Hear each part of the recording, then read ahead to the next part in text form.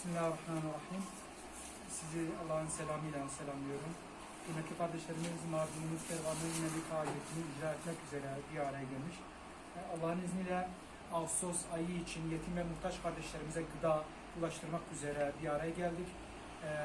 Bugün itibariyle birinci etapı inşallah icra edeceğiz. Mardin merkezde Artuklu'da onlarca aileye gıda paketini ulaştıracağız.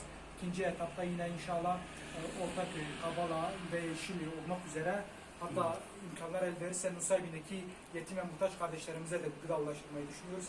Rabbim niyetimizi halis etsin. Tekrar Rabbim hayırseverlerden razı olsun. Allah kabul etsin inşallah. Allah'a emanetsiniz.